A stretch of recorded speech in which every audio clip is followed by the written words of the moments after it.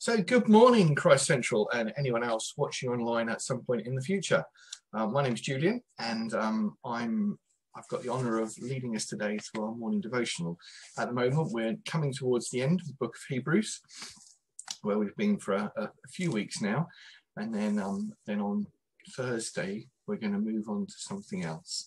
So today, without any more fluff, I will start off. We're in Hebrews chapter 12, verse 25, and this is going to follow on, hopefully, from what Ruth was saying on Friday.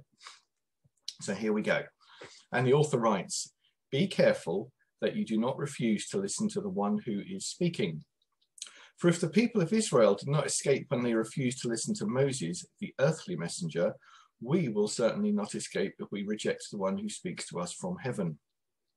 When God spoke from Mount Sinai, his voice shook over the earth, and now he makes another promise. Once again, I shall shake not only the earth, but the heavens also. This means that all of creation will be shaken and removed, so that only the unshakable things will remain.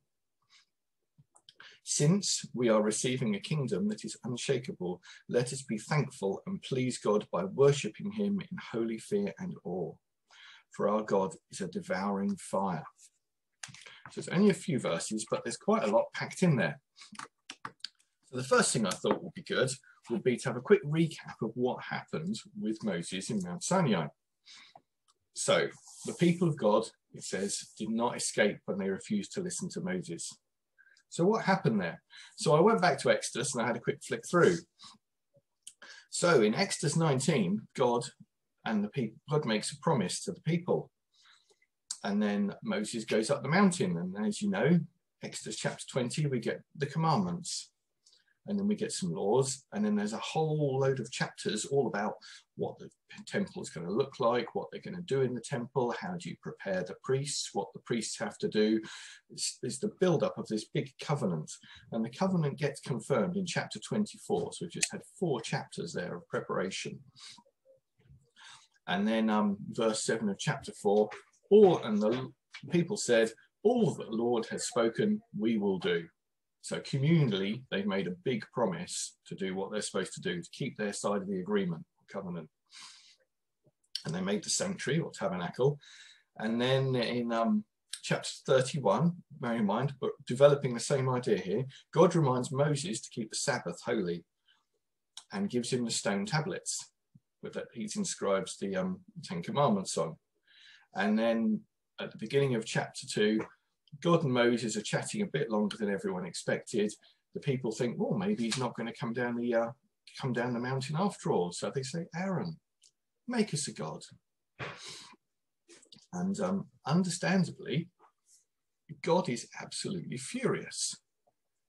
And Moses comes down and he's pretty furious as well. And if you read on in chapter 32, you find out that on that day, 3,000 men fell.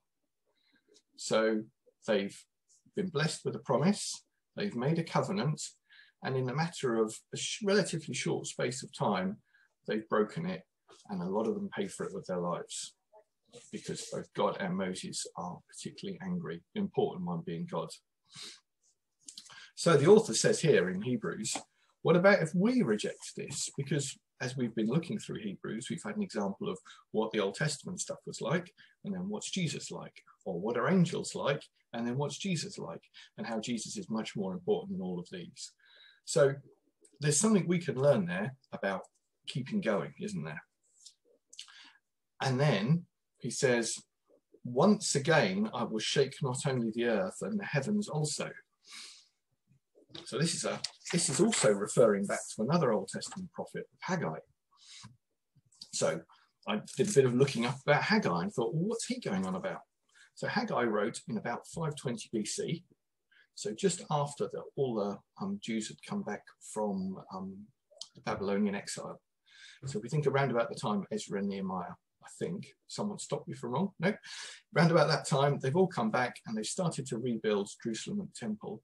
And Haggai's chapter 1, God says, well, hang on a minute, you've got nice homes now, but my temple lies in ruins still. And he is obviously not happy about this. So I just need to get my other Bible.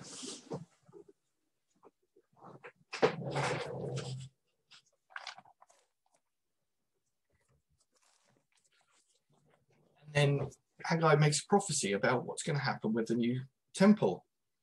So he asks Haggai to go speak to Zerubbabel, the son of, Shealtiel, the governor of Judah, and Joshua, the high priest.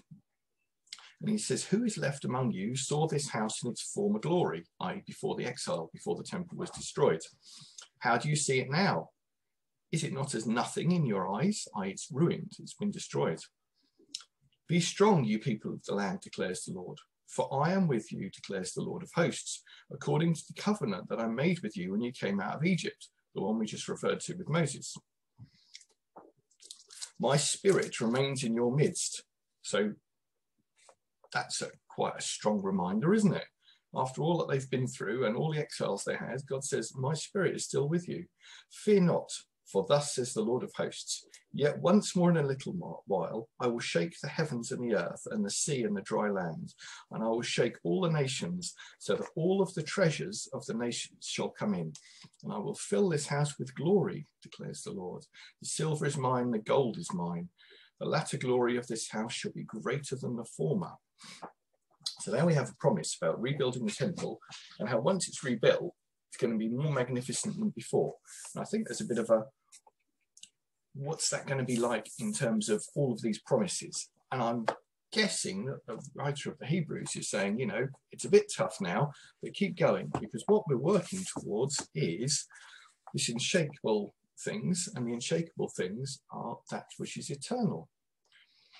So as we have this eternal hope and this promise, we have the membership of God's family. So the writer of the Hebrews says, okay, let's do acceptable worship. So what goes into acceptable worship, which is what we're looking at right now? Well, first of all, we need to remember that God is holy and that God is set apart. And we mustn't forget that.